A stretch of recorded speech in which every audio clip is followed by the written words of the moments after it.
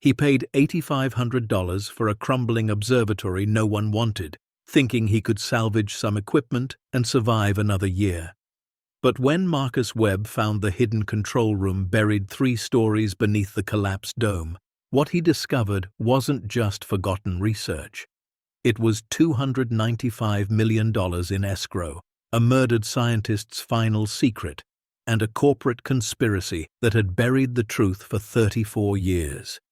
This widowed father's desperate gamble was about to change everything. Before we dive into the story, make sure to smash subscribe because tomorrow we have an extra special story for you that will blow your mind. The mountains outside Pinewood Ridge, Colorado, wore their winter coat like a warning. Snow clung to the pine branches, and the roads twisted upward into thin air and thinner hope. Marcus Webb gripped the steering wheel of his 15-year-old Honda Pilot, knuckles white, jaw tight. The check engine light had been on for 3 months.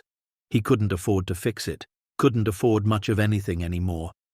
In the back seat, his daughter Lily sat pressed against the window, earbuds in, deliberately ignoring the world. 14 years old and already carrying grief like a second spine. Beside her, 9-year-old Noah traced patterns in the frost on the glass, humming a song their mother used to sing. Marcus caught his reflection in the rearview mirror and barely recognized the man staring back. 43 years old, but the last 2 years had carved a decade into his face. Dark circles under his eyes, grey threading through his beard, the kind of exhaustion that sleep couldn't fix because it lived in your bones, in your bank account, in the empty side of the bed. Sarah had been gone for 2 years, 3 months, and 16 days. Pancreatic cancer, stage 4 by the time they caught it. The medical bills had swallowed their savings, their retirement, their equity. The life insurance barely covered the funeral. Now Marcus worked as an electrical engineer for a firm in Denver, a 2-hour commute each way. Lily babysat Noah after school.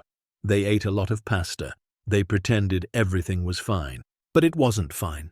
The rent was late again. Lily needed braces she wasn't getting. Noah's shoes had holes in them. And Marcus? God, Marcus was drowning in a grief so deep he sometimes forgot to breathe. That's when he saw the listing.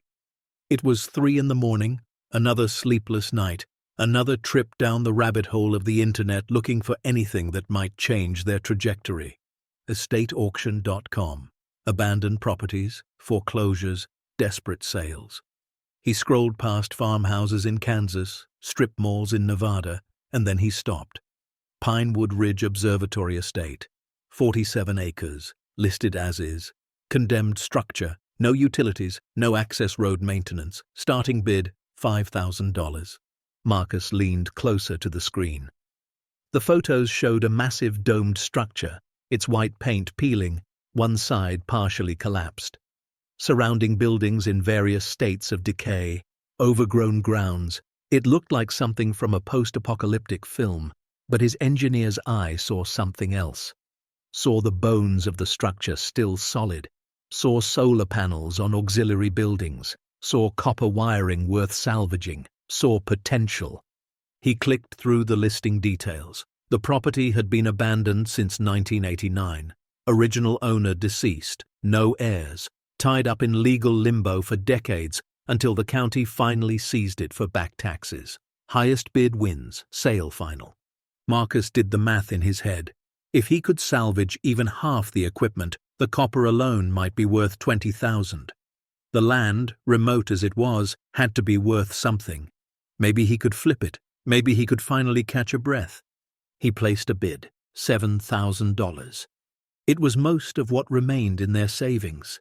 Lily's college fund, already pathetically small, would have to be raided for the rest.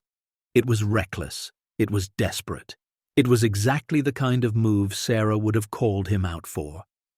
But Sarah wasn't here anymore, and Marcus was out of safe options. 3 days later, he got the email. Congratulations, you are the winning bidder. Total purchase price including fees, $8,500.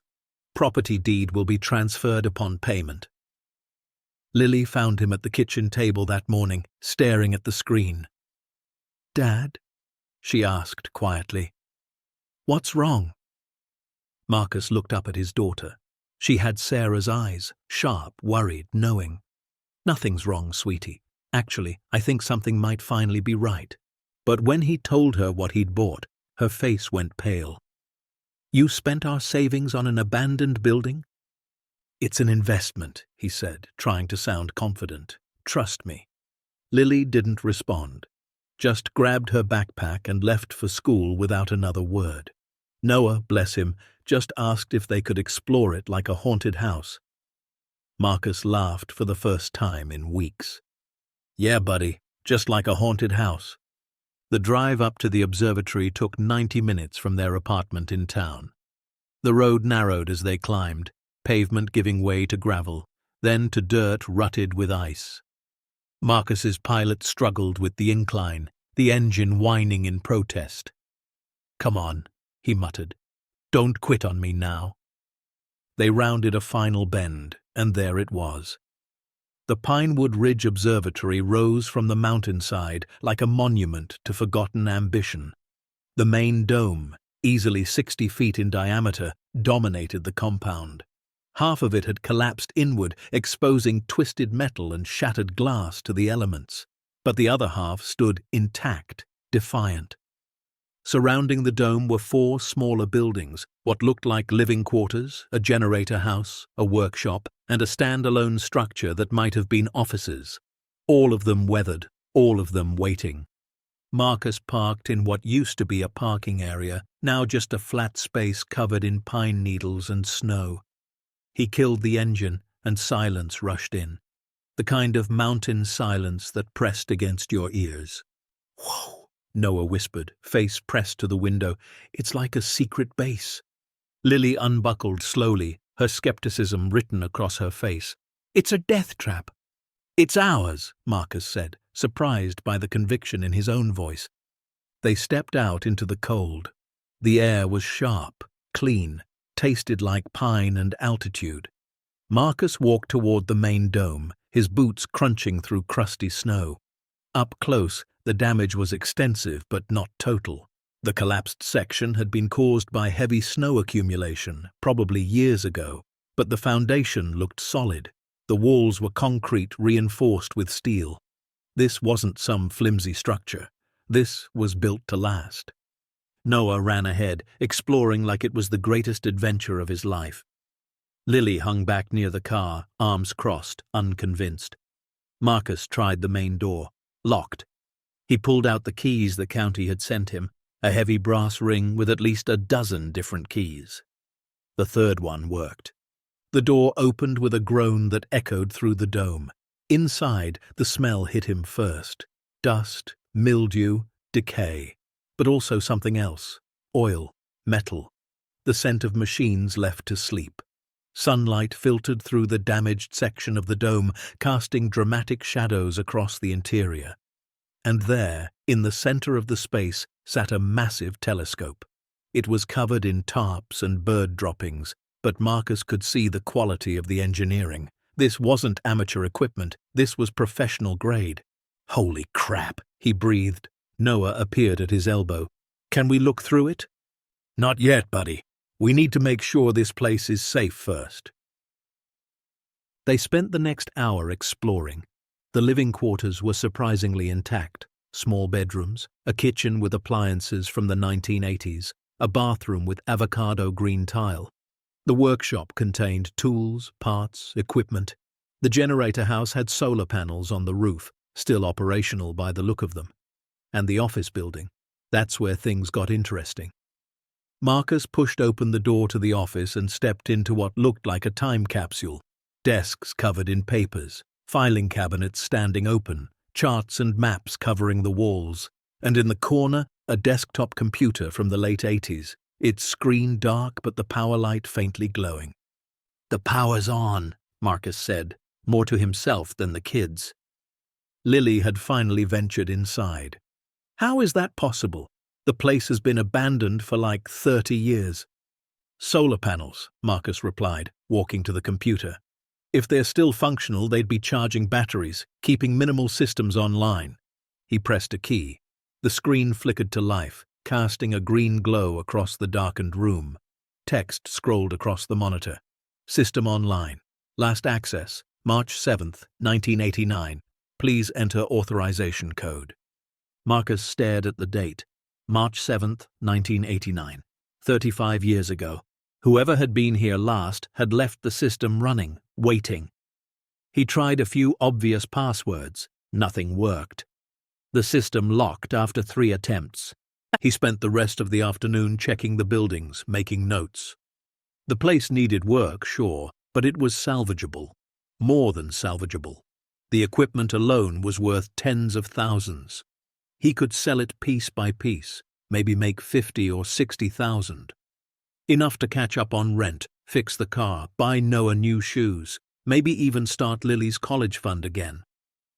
As the sun began to set, painting the snow orange and gold, Marcus stood outside the main dome and felt something he hadn't felt in 2 years. Possibility.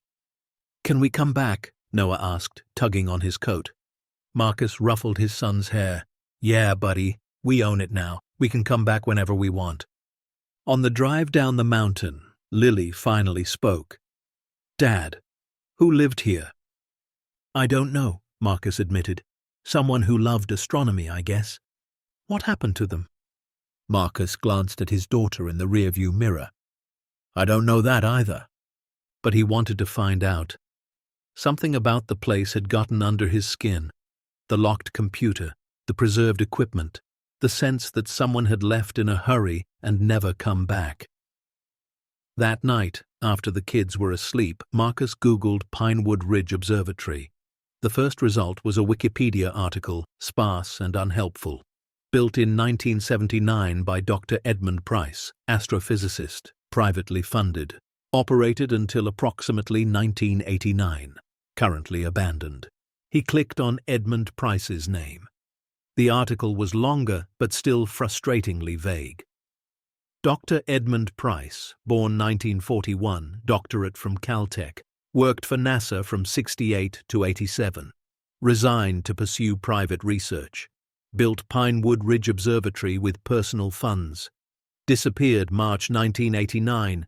Declared legally dead 1996. Disappeared. Marcus leaned back in his chair, mind racing. Not died. Disappeared. He kept searching, found a few old newspaper articles from the Pinewood Ridge Gazette. Local scientist missing. Search called off after 2 weeks. Authorities baffled. Then nothing. The story had just faded away like the man himself. Marcus couldn't shake the feeling that there was more to find. The next weekend, he went back alone. Told the kids he needed to do safety assessments, which was partly true. But really, he wanted to dig deeper. He spent hours in the office building, going through files. Most of it was technical, star charts, calculations, observation logs. But then he found a folder marked personal. Inside were letters, dozens of them. Most from other scientists, colleagues from NASA, academics from universities. They all had the same theme. "Congratulations on your discovery, Edmund. This could change everything. When will you publish? We need to discuss the implications." "What discovery?" Marcus flipped through more papers. Found a journal, leather-bound, worn. He opened it carefully. The handwriting was precise, scientific. Dated entries going back to 1987. October 3rd, 1987. Confirmed sighting of asteroid designated Prometheus 7. Initial spectral analysis suggests unusual composition, requesting additional observation time. Marcus flipped ahead. December 21st, 1987. Composition analysis complete. Prometheus 7 contains platinum group metals at concentrations unprecedented in near-Earth objects. Estimated total value if mining were feasible, in excess of $1 trillion. Marcus stopped breathing. $1 trillion. He flipped faster now, heart pounding. January 9th, 1988. Meridian Extraction has made contact. They want exclusive rights to the data. Offered $295 million for complete trajectory analysis, composition reports, and projection models. I told them I need time to consider. $295 million. February 16th, 1988. Met with Meridian again. They're pressuring me. Say if I don't sell to them, they'll find another way. I don't like their tone. I'm considering going public with the discovery instead. This belongs to humanity, not to corporate interests. The entries became more sporadic, more paranoid. March 1st, 1989. I know they're watching me. Vehicles on the road below. Phone clicking when I make calls. I've hidden everything. If something happens to me, the data is secure. They'll never find it. March 7th, 1989. Final entry. I'm leaving tonight. Going to disappear until I can figure out what to do. If you're reading this and you're not me, then something went wrong. The control room is yours now. The codes are in the place only Sarah would know. God help us all. The journal ended there. Marcus sat in the dusty office as darkness fell outside, holding a dead man's words in his hands. Control room. What control room? He'd been through every building. There was no control room. He read the last entry again. The codes are in the place only Sarah would know. Sarah. Edmund Price's Sarah. Did he have a wife? A girlfriend? Marcus spent the next hour searching through papers, looking for any mention of a Sarah. Found nothing. It was nearly midnight when he gave up, exhausted and frustrated. He'd come back tomorrow with better equipment, more time. As he walked through the main dome on his way out, his engineer's mind kicked in. He'd noticed earlier that the power usage didn't match the visible equipment. The solar panels were generating roughly 5 kilowatts, but the office computer, the lights, they only drew maybe half a kilowatt. Where was the rest of the power going? He pulled out his voltage tester, started following the main power lines. They ran from the solar array into the generator house, then underground. He traced them into the basement level of the main dome, a space he'd only glanced at before. The basement was cluttered with old equipment, filing boxes, debris from the collapse above. But in the corner, behind a stack of metal shelving, he found something odd. A junction box, oversized for residential use. He opened it. Inside, the wiring split. Half went to the buildings above, the other half disappeared into the wall. Marcus pressed his ear to the concrete. Faint hum. Electrical current flowing. He knocked on the wall. The sound was wrong, too hollow. He pushed against the shelving hard. It didn't budge. He looked closer. The shelving was bolted to the wall, but the bolts were decorative. The whole unit was attached to a hidden frame. His heart began to race. He searched the perimeter of the shelving, fingers probing, and found it. A small panel, barely visible, set into the concrete at knee height. He pried it open. Inside was a biometric scanner. Palm reader looked like. Ancient technology by modern standards, but it glowed faintly, still powered. Marcus pressed his hand against it. Nothing. Access denied.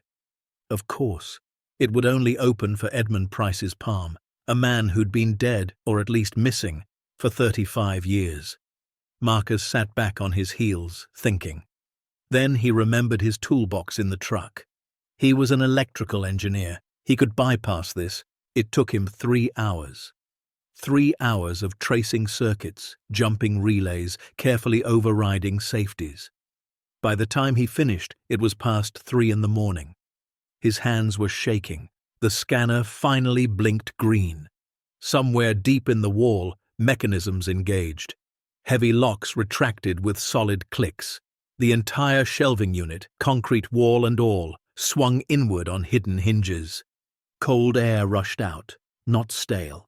Fresh, circulated. Marcus grabbed his flashlight and stepped through. He was standing at the top of a stairwell. Metal steps descended into darkness. The walls were poured concrete, reinforced. This wasn't an addition. This had been built with the original structure, hidden from the beginning. What happens next will take Marcus deeper into a secret that powerful people killed to protect, revealing a truth nobody expected and reminding us why sometimes the answers we find in the dark can illuminate everything. If you're enjoying the story, please like, share, and subscribe for more. Marcus descended slowly, each step echoing in the enclosed space. 20 steps. 30. 40. He must be 3 stories below ground level now, far beneath the dome. The stairs ended at a door, solid steel, no lock, just a handle. He turned it. The door opened smoothly, well-oiled hinges silent. The room beyond took his breath away. It was massive, easily 40 feet across, circular. The ceiling curved overhead, lined with LED panels providing soft, even light. The power draw he'd detected. This was where it was going. The walls were covered in monitors, computer stations, servers humming quietly in climate-controlled cabinets. Everything was clean, dust-free, perfectly preserved. In the center of the room stood a transparent vault, reinforced glass or plexiglass, 8 feet tall and 6 feet wide. Marcus walked toward it like a man in a dream. Inside the vault were filing cabinets, hard drives, data storage units from various eras, and sitting on a pedestal in the center, a metal briefcase. He circled the vault looking for an access point. Found a keypad, 10 digits. He tried the obvious combinations. Price's birthday, based on what he'd found in the article. Nothing. The observatory's establishment date. Nothing. He was about to give up when he remembered the journal entry. The codes are in the place only Sarah would know. He pulled out his phone, Googled Edmund Price Sarah. Found nothing. Tried Edmund Price wife. Nothing. Tried Edmund Price NASA colleague Sarah. The third result was a memorial page from Caltech. Dr. Sarah Chen, born 1943, died 1979. Notable for her work in spectroscopy and asteroid composition analysis. Survived by parents and colleagues. Never married. Marcus read it twice. Died 1979. That was the year Edmund Price built the observatory. He went back to the journal, flipped through early entries, found one from September 1979. Broke ground today. Sarah would have loved this. She always said the stars were just rocks we hadn't touched yet. I'm building this for her. To finish what we started. Sarah Chen, colleague, maybe more. Marcus looked at her memorial page again. Born May 13, 1943. He tried the date on the keypad, 051343. The vault clicked. Green light. The glass door slid open with a soft hiss. Marcus stood there for a moment, almost afraid to move. Then he stepped forward and opened the metal briefcase. Inside were documents, contracts, all bearing the letterhead of Meridian Extraction Limited. He pulled out the top one, started reading. Agreement for exclusive data procurement. Seller, Dr. Edmund Price. Buyer, Meridian Extraction Limited. Purchase price, $295 million. Terms, full trajectory analysis, composition spectrum, mining feasibility reports for asteroid designated Prometheus 7. Marcus flipped to the signature page. Edmund Price's signature was there, dated February 28, 1988, but it was marked preliminary agreement pending final acceptance. There was a clause, final payment to be held in escrow pending seller's written acceptance and data transfer. Escrow account established March 1, 1988. Marcus's hands were shaking so hard he almost dropped the papers. Escrow account. He dug deeper into the briefcase. Found a letter from a bank in Zurich. Confirmed. $295 million deposited in escrow account number 77392 Alpha. Funds to be released to Dr. Edmund Price upon provision of access codes and formal acceptance. If acceptance not received within 10 years, funds to revert to seller's estate. 10 years. The letter was dated March 1, 1988. 10 years would have been 1998.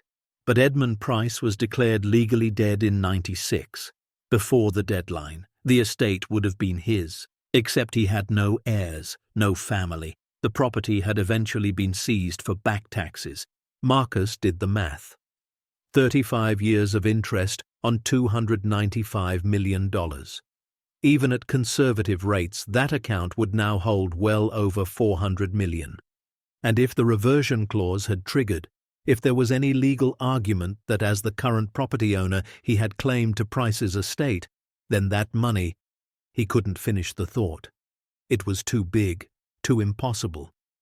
He looked around the control room again, seeing it differently now.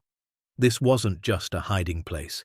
It was a vault, a time capsule, a dead man's insurance policy. Edmund Price had hidden everything down here. The data Meridian wanted, the contract they'd pressured him into signing, the proof that he'd never accepted their money, and he'd disappeared before they could force his hand. Marcus found the hard drives, dozens of them, all labeled. Prometheus, 7, trajectory data.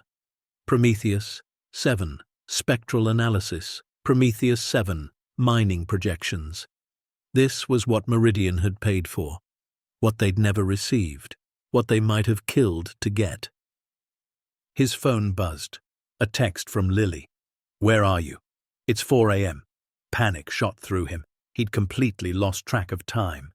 He texted back, "Still at the property. Sorry. Checking electrical. Home in an hour." He took photos, dozens of photos. The vault, the documents, the hard drives, the room.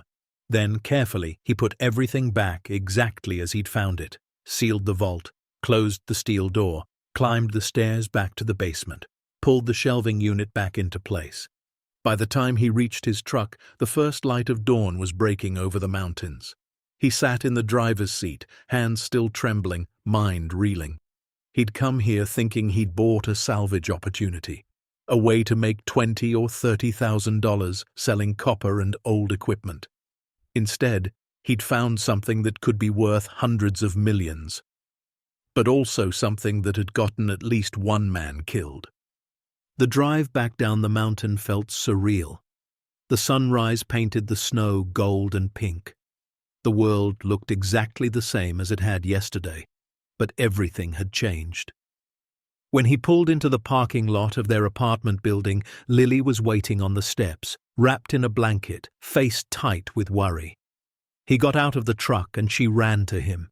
"You can't do that," she said, voice breaking. "You can't just disappear. Mum disappeared. You don't get to do that too." Marcus held his daughter while she cried and felt the full weight of what he'd found. This wasn't just about money. It was about safety, about family, about the choice between a fortune that came with danger and the life they were barely holding on to. "I'm sorry," he whispered into her hair. "I'm so sorry. I won't disappear. I promise." But even as he said it, he knew things were already in motion. He'd opened a door that had been sealed for 35 years, and somewhere out there, people who'd paid $295 million for data they never received were still waiting, still watching. He helped Lily back inside.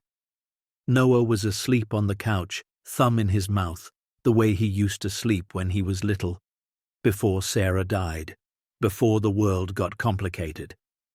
Marcus covered him with a blanket and sat down at the kitchen table.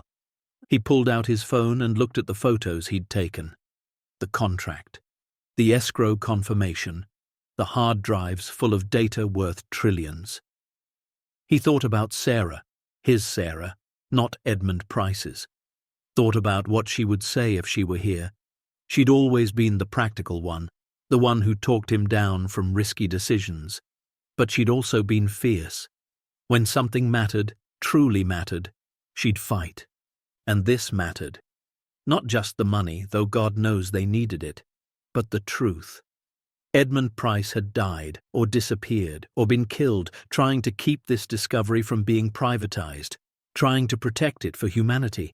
That meant something. Marcus opened his laptop and started searching. Meridian Extraction Limited. The company still existed. Publicly traded now. Massive. Headquarters in Houston. Operations in 12 countries. Recent news articles about deep-sea mining, Arctic resource exploration. They'd become one of the largest extraction companies in the world. Built, he realized, on the foundation of other people's discoveries, other people's data, other people's lives. He found an article from 2 years ago. Meridian Extraction settles lawsuit with family of deceased geologist. Terms undisclosed. Another from 5 years ago. Former Meridian employee claims corporate espionage, intimidation. Case dismissed. A pattern, a history. Marcus sat back, the morning light now streaming through the windows. Lily emerged from her room, eyes red. "Are you going to tell me what's really going on?" she asked. Marcus looked at his daughter, 14 years old enough to lose her mother, old enough to watch her father struggle, old enough, he decided, for the truth. "Sit down," he said. "I need to tell you something." He told her everything. The journal, the control room, the contract, the $295 million. Lily listened without interrupting, her face cycling through disbelief, shock, fear, and finally, something that looked like her mother's determination. When he finished, she was quiet for a long moment. Then she asked, "What are you going to do?" "I don't know," Marcus admitted. "If I try to claim that money, Meridian will know. They'll come after it, after us. But if I don't, we keep struggling, keep drowning. And Edmund Price's death or disappearance, whatever happened to him, it stays buried." Lily stood up, walked to the window. When she turned back, she looked older than 14. "Mum always said doing the right thing isn't always the safe thing." Marcus felt his throat tighten. "Yeah, she did." "So what's the right thing?" He looked at his daughter, standing in the morning light, asking the question that mattered. And he realized he already knew the answer. He'd known it the moment he'd opened that vault. "The right thing," he said slowly, "is to find out what really happened to Dr. Edmund Price, to honor what he tried to protect, and maybe, if we're careful, to make sure his death wasn't for nothing." Lily nodded. "Okay, so where do we start?" Marcus pulled his laptop closer. "We start by finding out everything we can about Meridian extraction, about what they're willing to do to get what they want. And then we find someone who can help us, because we can't do this alone." Outside, the world continued its rotation. The sun climbed higher. People went to work, to school, to their ordinary lives. But in a small apartment in Pinewood Ridge, a widowed father and his daughter began researching a conspiracy that had started before she was born. And 3 stories beneath a collapsed observatory, in a sealed room that had waited 35 years for someone to find it. $295 million in escrow and data worth trillions sat in the dark, finally discovered, finally ready to come to light. The question was, would they survive long enough to bring it there? The next 3 days blurred together in a haze of coffee, research, and growing paranoia. Marcus called in sick to work, something he never did. He couldn't focus on circuit diagrams when his mind was spinning with contracts and murder and money he couldn't comprehend. Lily skipped 2 days of school, telling the office she had the flu. Together, they sat at the kitchen table, surrounded by printouts, notes, and Marcus's laptop open to a dozen tabs. Noah knew something was happening. He'd ask questions Marcus couldn't answer. Why is everyone acting weird? Are we in trouble? Is someone sick again? That last question hit the hardest. Marcus would pull his son close and promise everything was fine, hating himself for the lie. They started with Edmund Price himself. Marcus dug beyond the sparse Wikipedia entry, beyond the handful of news articles about his disappearance. He found academic papers Price had published during his NASA years. Brilliant work, groundbreaking analysis of asteroid compositions. The man had been a genius, no question. But there was a shift in 1987. His last published paper was submitted in June of that year. After that, silence. Lily found his personnel file, or at least parts of it, through a Freedom of Information Act request forum where someone had posted NASA documents. Dr. Edmund Price. Resignation effective September 1st, 1987. Reason given, pursuing private research opportunities. No disciplinary action, no controversy. He'd just walked away from a prestigious career at the height of his abilities. Why would he do that? Lily asked, scrolling through his publication history. He was like famous in his field. Because he found something, Marcus said, tapping the journal he'd photographed. Prometheus 7, and he knew if he stayed at NASA, they'd own it. The discovery, the data, everything. They researched the asteroid itself. Marcus wasn't an astrophysicist, but he understood enough. Prometheus 7 was a near-Earth asteroid, roughly 2 kilometers in diameter, with an orbit that brought it relatively close to Earth every 7 years. But what made it special was its composition. According to Price's notes, spectral analysis showed concentrations of platinum, palladium, rhodium, and rare earth elements at levels never seen before.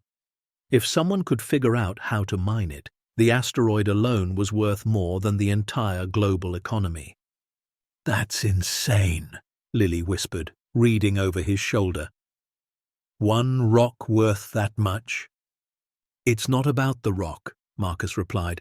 "It's about what the rock represents. Whoever controls that data controls the future of space mining. They could build an empire. And Meridian Extraction wanted to be that empire." Marcus spent hours researching the company. On the surface, they looked legitimate. Publicly traded, board of directors filled with former politicians and military brass, annual revenue in the billions. They had mining operations on 4 continents, owned subsidiaries in mineral processing, even had a space technology division. But when Marcus dug deeper, cracks appeared. He found lawsuits, dozens of them, mostly settled out of court. Families of researchers who'd died under mysterious circumstances. Whistleblowers who'd been discredited and fired. Environmental disasters covered up. A pattern of ruthlessness hidden under a veneer of corporate respectability. One case stood out. Dr. James Morrison, a geologist who'd worked for Meridian in 2006. He'd gone public claiming the company had stolen his research on rare earth deposits in Mongolia. 3 weeks later, he'd died in a car accident. Brake failure. The investigation ruled it mechanical malfunction, but Morrison's family insisted foul play. They sued. Meridian settled for an undisclosed amount, and the family signed an NDA. Marcus found Morrison's daughter on social media. She was in her 30s now, living in Seattle, working as a lawyer. He stared at her profile for a long time before making a decision. He sent her a message, brief, careful. "My name is Marcus Webb. I'm researching what happened to your father and Meridian Extraction. I believe I found something significant. Would you be willing to talk?" He didn't expect a response. But 3 hours later, his phone buzzed. "Who are you, and what did you find?" They talked for 2 hours. Jennifer Morrison told him things that weren't in any lawsuit, weren't in any article. Her father had been terrified in the weeks before he died. Said Meridian was following him, tapping his phone, threatening his family. He'd gone to the police, but there was never enough evidence. And then the brakes failed on a car he'd just had serviced 2 weeks earlier. "They killed him," Jennifer said, her voice flat with old grief. "I know they did, but I couldn't prove it, and my mother was so scared she took their money and signed away our right to ever speak about it again. Technically, I'm violating that NDA right now just talking to you." "I'm sorry," Marcus said quietly. "I'm so sorry."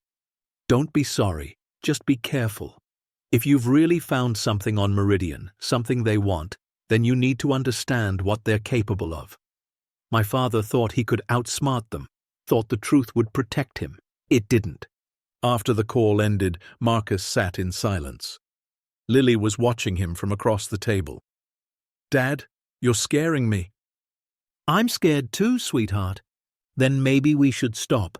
Maybe we should just forget about all this." Marcus wanted to agree. Wanted to close the laptop, burn the photos, pretend he'd never found that control room. But he thought about Edmund Price, hiding in that observatory, trying to protect something bigger than himself. Thought about James Morrison, dying because he'd stood up to corporate greed. Thought about his own kids, growing up in a world where people like that always won. "I can't," he said. "Not yet, not until we at least try." The journal became their roadmap. Marcus had photographed every page, and now he and Lily went through them chronologically, building a timeline. October 1987. Price discovers Prometheus 7. November through December, he conducts extensive analysis, realizes its value. January 1988. Meridian Extraction makes contact. That first contact was friendly. They'd heard about his discovery through the scientific community, wanted to discuss collaboration. Price met with them twice. The entries described those meetings as cordial but odd.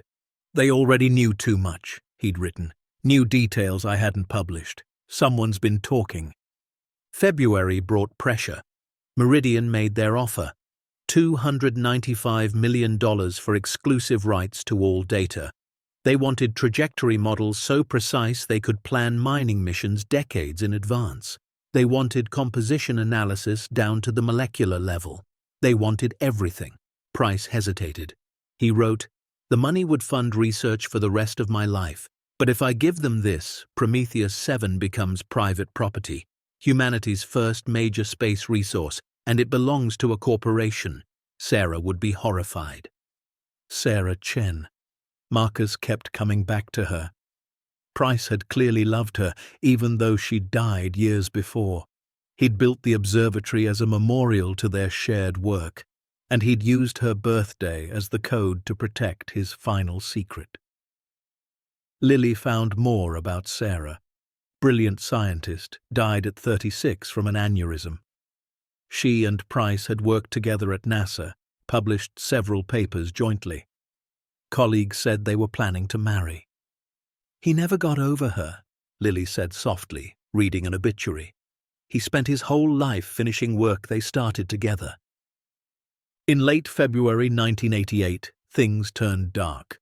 Price's journal entries became paranoid. "Car following me from the observatory to town. Same car 3 days in a row. Called Meridian to decline their offer. The representative wasn't pleased, said I should reconsider, said they've invested significant resources in this opportunity." The way he said invested felt like a threat. March brought escalation. "My phone is tapped. I'm certain of it. Clicking sounds, echoes. Someone broke into my office at the observatory. Nothing taken, but papers were moved. They're searching for the data. I've moved everything to the control room. If they want it, they'll have to kill me for it."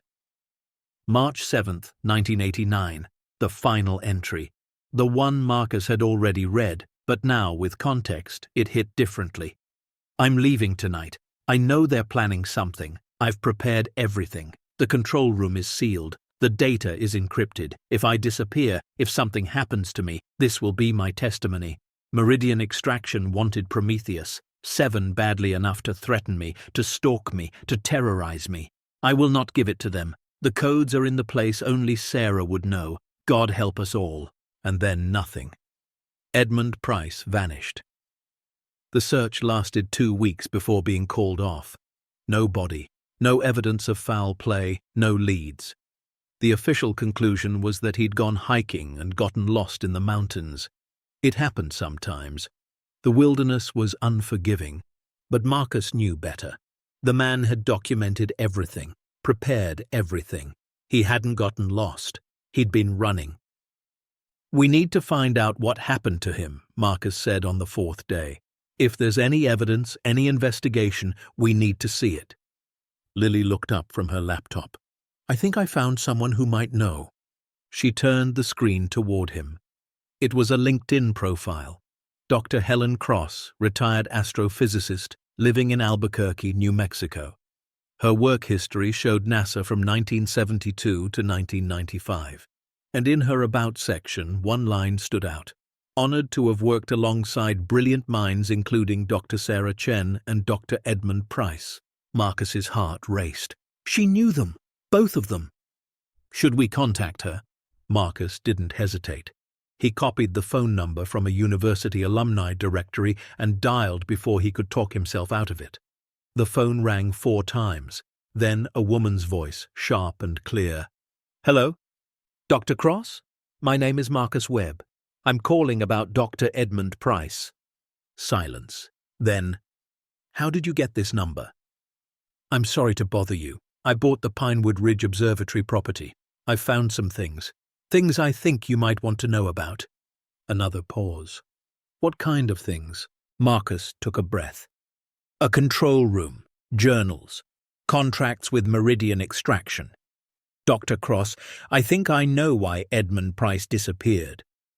What happens next will pull Marcus deeper into a decades-old conspiracy, connecting him with the last person who saw Edmund Price alive and revealing secrets that powerful corporations buried under lies and fear. Stay tuned to see what happens next. If you're enjoying the story, please like, share, and subscribe for more. The silence on the other end of the phone stretched so long Marcus thought she'd hung up.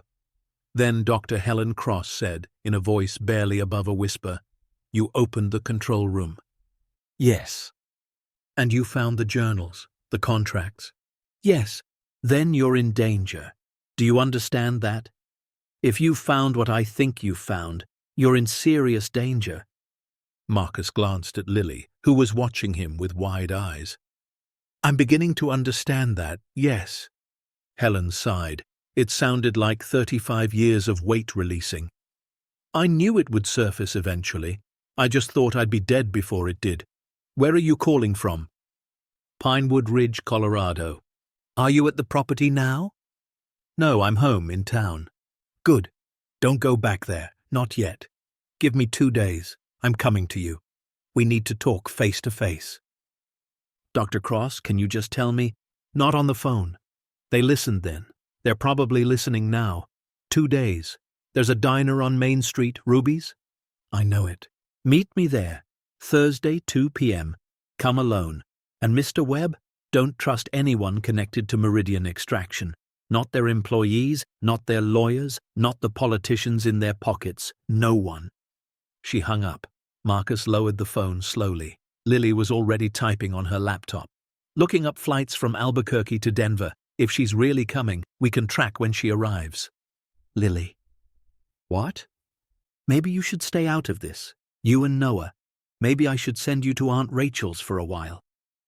Lily looked up, and in that moment she looked exactly like Sarah. Fierce, determined, unmovable.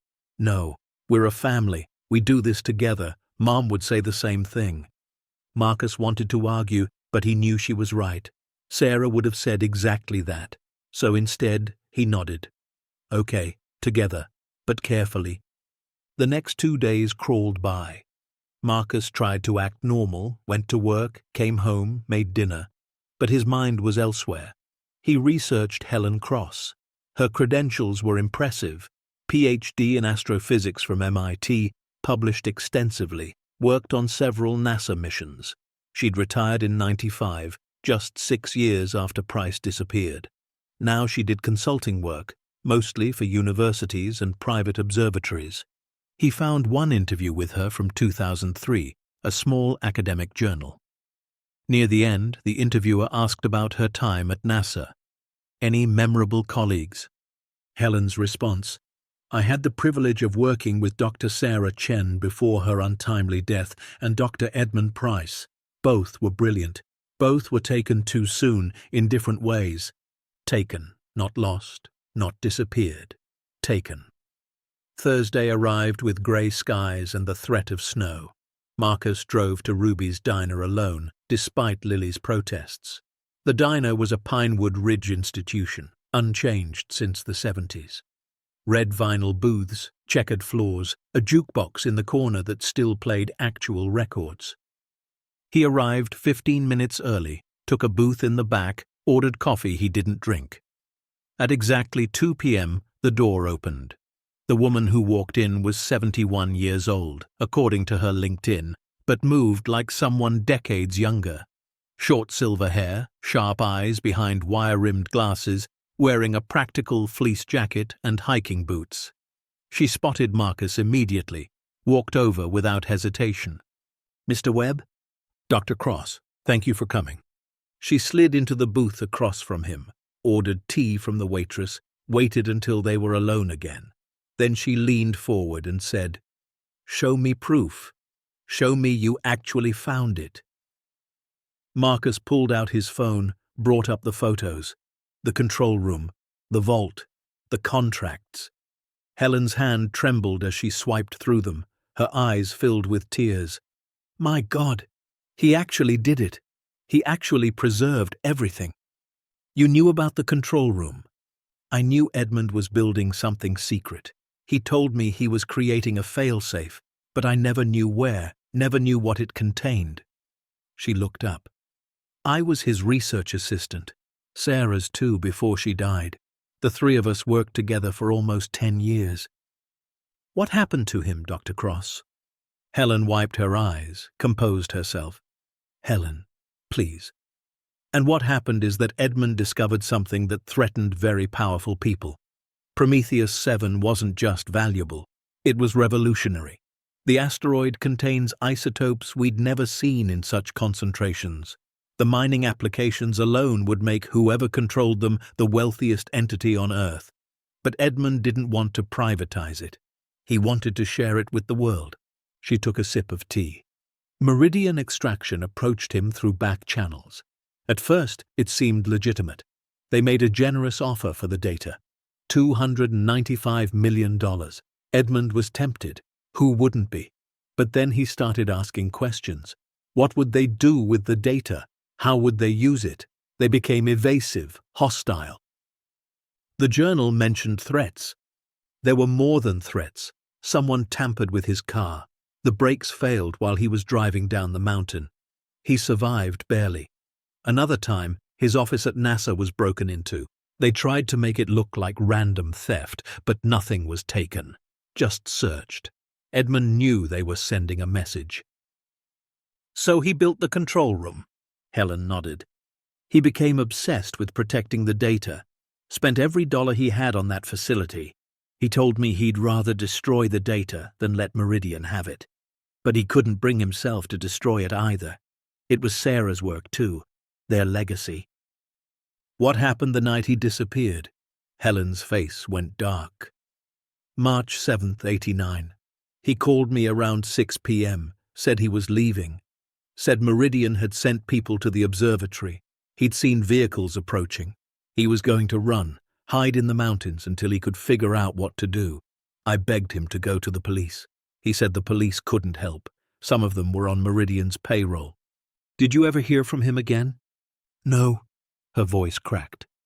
The next morning his truck was found at a trailhead 30 miles away. Keys in the ignition, wallet on the seat, like he'd just stepped out for a hike and never came back. The official search found nothing, no body, no evidence, nothing. But you don't think he got lost? I think Meridian found him.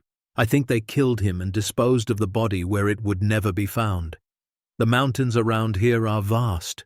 You could hide 100 bodies and no one would ever stumble across them. Marcus felt sick. Why didn't you come forward, tell someone what you knew? Helen's eyes flashed with old anger and older fear. I tried. I went to the police. They took a statement and did nothing. I went to NASA. They told me it was a local matter. I went to the press. One reporter started investigating. Then Meridian's lawyers contacted her, threatened a libel suit.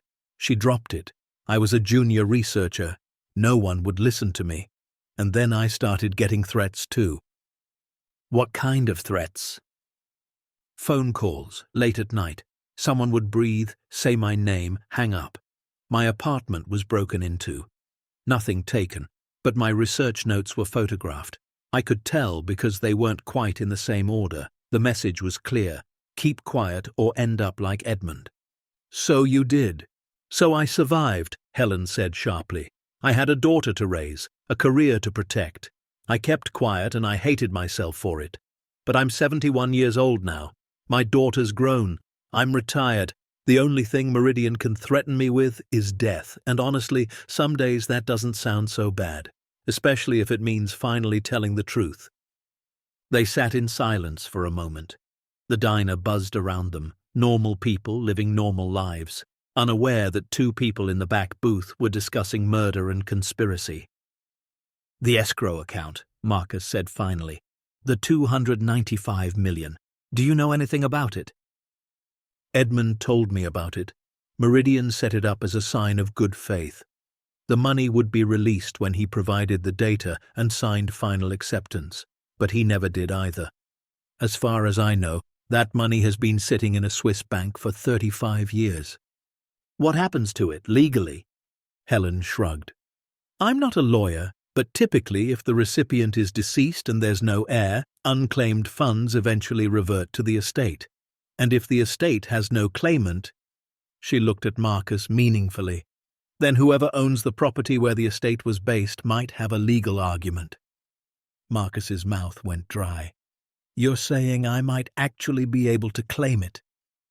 I'm saying you'd need a very good lawyer and a willingness to fight Meridian extraction in court. They won't let that money go without a war. And wars with corporations like that, they don't fight clean. I have 2 kids, a daughter who's 14, a son who's 9. Their mother died 2 years ago. We're barely staying afloat financially. That money could change our lives. Or end them, Helen said quietly. Marcus, I need you to understand something. Edmund was brilliant, careful, and scared, and they still got him. You're an electrical engineer with no experience in corporate warfare. If you go after that money, Meridian will come after you with everything they have. Legal teams, private investigators. Worse. What's worse? She didn't answer. Didn't need to. Marcus already knew. So, what do I do? Just walk away? Let Edmund's death mean nothing? I don't know, Helen admitted. I've been asking myself that same question for 35 years. If I had the answer, maybe I would have slept better. Marcus looked down at his coffee, cold now. Thought about Lily and Noah at home. Thought about the bills stacking up on the kitchen counter. Thought about Sarah, what she would want him to do. I need to talk to a lawyer, he said. Someone who knows estate law.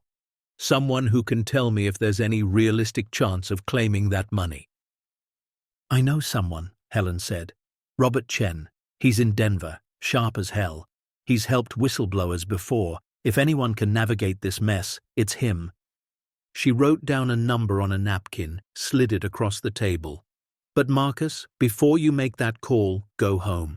Look at your kids, really look at them, and ask yourself if any amount of money is worth putting them in danger. Marcus took the napkin. Thank you for coming, for telling me the truth. Helen stood up. The truth is the least I can do. I should have told it 35 years ago. Maybe things would be different. She paused at the edge of the booth. Edmund used to say that some discoveries are so important they're worth dying for. I never believed him. I still don't. But maybe, just maybe, they're worth living for. Worth fighting for. She left the diner, and Marcus sat alone with his cold coffee and impossible choices. That night, he took Helen's advice. He watched Lily help Noah with his homework, patient when he struggled with multiplication tables.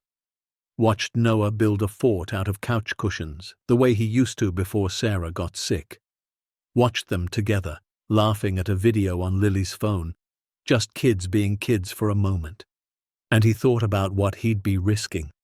Not just money, not just opportunity, but them, their safety, their childhood, the last shreds of normalcy they had left. He almost decided to walk away, almost convinced himself it wasn't worth it. But then Lily looked up and caught him watching. Dad, you okay? Yeah, sweetheart, just thinking. About the observatory stuff. He'd told her about meeting Helen, about what she'd revealed. Lily was too smart to lie to. Yeah. What are you going to do? Noah looked up from his cushion fort, suddenly interested. Marcus sighed. I don't know yet, but whatever I decide, it affects all of us, so I want to know what you think, both of you. Lily set down her phone. Noah climbed out of his fort. They came and sat on either side of Marcus on the couch. Tell us everything, Lily said. The real everything, no parent filter. So he did. He told them about Prometheus 7, about the $295 million, about Meridian extraction and what might have happened to Edmund Price. He told them about the risks, about what Helen had said. When he finished, they sat in silence. Then Noah spoke up. Is it like treasure? Kind of, Marcus said. Dangerous treasure. In movies, people always fight for treasure, even when it's scary. This isn't a movie, buddy. If we do this, if I try to claim that money, real people might try to hurt us. We might have to move, change schools, hide. Noah thought about it seriously. Would we still be together? Yes, always. Then I think we should do it, because Mom always said we're strongest when we're together. Marcus looked at Lily. She was quiet, chewing her lower lip the way Sarah used to.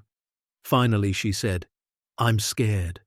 But I'm more scared of staying poor forever, of watching you work yourself to death, of not being able to go to college, of living like this, barely surviving for the rest of our lives. She met his eyes. Mum fought cancer, even though it was scary. She fought until the end. I think she'd want us to fight too. Marcus felt his throat tighten. You're sure? Both kids nodded, and just like that, the decision was made. The next morning, Marcus called Robert Chen. The lawyer agreed to meet with him that afternoon. Marcus drove to Denver, to a sleek office building that made him feel underdressed in his work pants and flannel. Robert Chen was younger than Marcus expected, maybe 35, wearing an expensive suit and the kind of confidence that came from winning cases no one thought he could win. Marcus laid out everything, showed him the photos, the documents, the timeline. Robert listened without interrupting, fingers steepled, face unreadable. When Marcus finished, the lawyer leaned back. This is either the most incredible thing I've ever heard, or you're delusional. I'm leaning toward incredible. Can I claim the money? Maybe, probably. It depends on a dozen factors. First, we'd need to establish that you legitimately own the property and everything on it, including the control room and its contents. Second, we'd need to prove that the escrow account exists and that the conditions for payout were never met. Third, we'd need to argue that as the property owner, you're the rightful heir to Edmund Price's estate. And Meridian will fight every step. Meridian will bring down hell itself, Robert confirmed. But here's the thing. Their contract with Price was predatory. They were paying for data he never delivered. If we can prove they coerced him, threatened him, possibly killed him, then their claim to that money evaporates. It becomes blood money, and courts don't look kindly on blood money. So we go public, tell the story. Robert shook his head. Not yet. First we gather evidence, document everything. We need to be bulletproof before we make a move, because once Meridian knows we're coming, they'll do everything they can to discredit you, destroy evidence, bury the truth. How long will that take? Weeks, maybe months. Can you wait that long? Marcus thought about the rent he owed, the credit card bills, the empty refrigerator. I don't have months. Then we move fast. Robert pulled out a legal pad, started making notes. I'll file a preliminary claim to the escrow account. That'll start the clock.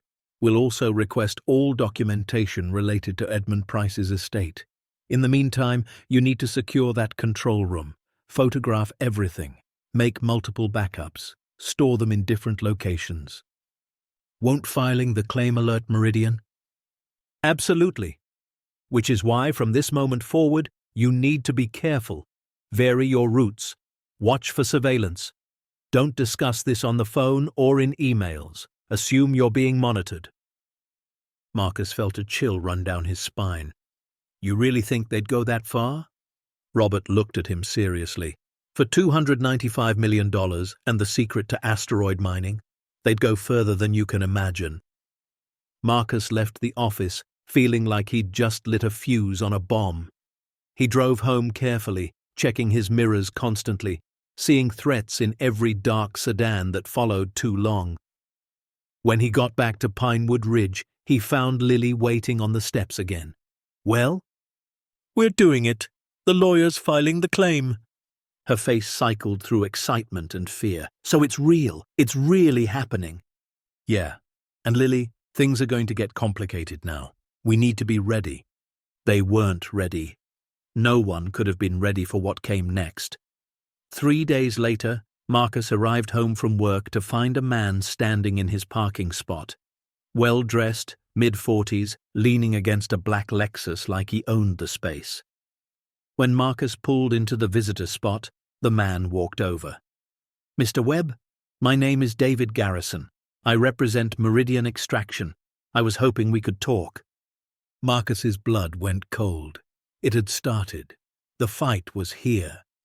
He thought about driving away, but Garrison was already at his window. Marcus rolled it down. "About what?" "About a property you recently purchased, and some documents you may have found. Could we speak inside? I promise this won't take long." Every instinct screamed at Marcus to refuse, but he also needed to know what Meridian knew, what they wanted. 5 minutes, and you stay where I can see you." They went inside. Lily and Noah were at a neighbor's house, thankfully. Garrison sat on the couch uninvited, crossed his legs comfortably. "Mr. Webb, let's be direct. We know you found Dr. Price's research. We know you've accessed the control room, and we know your lawyer has filed a claim to the escrow account." "You've been watching me," Garrison smiled. "We've been monitoring the property for years. When you purchased it, we noticed. When you started spending unusual amounts of time there, we paid attention. And when Robert Chen, a lawyer known for whistleblower cases, filed documents related to a 35-year-old escrow account, well, that was impossible to miss." "What do you want?" "To make this easy for everyone, Meridian Extraction is prepared to purchase the property from you. We'll pay $150,000. Cash, immediate transfer. You sign the deed over to us, along with any materials you may have found, and you walk away with enough money to get back on your feet." Marcus laughed bitterly. "$150,000? You have $295 million sitting in escrow. Money you have no legal right to. According to your lawyer, mine thinks differently." Garrison's smile faded. "Mr. Webb, you're an electrical engineer, a widower, a single father struggling to make ends meet. Do you really want to fight a multi-billion-dollar corporation in court? Cases like this take years. They cost millions in legal fees. And even if, by some miracle, you won, you'd spend the rest of your life looking over your shoulder." "Is that a threat?" "It's reality. Meridian protects its interests. We always have. Dr. Price learned that lesson. I'd hate to see you learn it the same way." The room went very quiet. Marcus stood up. "Get out of my house." "Think about your children. Get out." Garrison stood slowly, straightened his tie. "You have 48 hours to accept our offer. After that, things get more complicated. And Mr. Webb, Dr. Edmund Price made poor choices. I sincerely hope you'll be smarter." He left, and Marcus stood shaking in his empty apartment. This was real. This was happening. Meridian knew everything, and they were coming for him. He called Robert Chen immediately. They made contact, sent someone to my apartment, offered me $150,000 to walk away. Robert was quiet for a moment. "That's actually good news." "How is that good news?" "Because it means they're scared. If they weren't worried about your claim, they'd ignore you or bury you in motions to dismiss. An offer means they think you might win." "He threatened me, mentioned Edmund Price, said I'd learn the same lesson." "Document everything. Write down exactly what he said. We'll need it. And Marcus, don't take the offer." "I wasn't planning to." "Good, because we're going to war." Marcus hung up and sat in the silence of his apartment. Outside, normal life continued. Cars passed. Neighbors came home from work. The world spun on, unaware that one man's desperate gamble had just become a battle that could change everything or destroy everyone he loved. He thought about Lily and Noah playing at the neighbor's house. Thought about Sarah, what she'd say if she could see him now. And he realized something. He wasn't just fighting for money anymore. He was fighting because sometimes the only way through fear is straight ahead. Sometimes you can't save yourself by hiding. Sometimes you save yourself by standing up, even when you're terrified, even when the odds are impossible, even when you're just an electrical engineer with 2 kids and the ghost of a murdered scientist whispering in your ear that some truths are worth the risk. Marcus Webb had spent 2 years surviving. Maybe it was time to start fighting. The first call Marcus made was to Rachel Torres. Helen Cross had mentioned her, an investigative journalist who'd broken corporate corruption stories before. Her byline appeared in major outlets, the kind of reporter who didn't scare easily. Marcus found her through her website and sent a carefully worded email. I have evidence of a 35-year-old conspiracy involving corporate threats, a missing scientist, and $295 million in blood money. Interested? She responded in 20 minutes. Very. Let's talk. They met at a coffee shop 2 towns over, somewhere Meridian wouldn't think to watch. Rachel was in her early 40s, sharp-eyed with prematurely grey hair pulled back in a ponytail. She carried a recorder and a notebook, old school. Marcus liked that. Show me what you've got, she said without preamble. He showed her everything. The journal entries, the contracts, the photos of the control room, Helen Cross's testimony. Rachel's eyes grew wider with each page. When he finished, she sat back and let out a low whistle. Holy hell, this is Pulitzer-level stuff. Can you write it? Can I write it? I'd kill to write it. But Marcus, once this goes public, there's no taking it back. Meridian will come after both of us. You ready for that? They're already coming. Might as well make it count. Rachel smiled grimly. Okay then, give me a week. I need to verify everything, get independent confirmation, maybe track down some of Meridian's former employees. The story needs to be airtight. You think people will care? It happened 35 years ago. Are you kidding? Missing scientist, corporate conspiracy, hundreds of millions in hidden money, and the future of space mining? This has everything. People are going to eat this up. She was right. 6 days later, Rachel's article dropped on a major investigative journalism site. The headline read, "The $295 million secret in the stars. How one corporation may have murdered a scientist to control the future of space mining." The story went viral within hours. It had everything Rachel promised: detailed documentation, Helen Cross's testimony, interviews with other scientists Meridian had allegedly intimidated, and Marcus Webb, the widowed father who'd stumbled into the conspiracy by buying an abandoned observatory.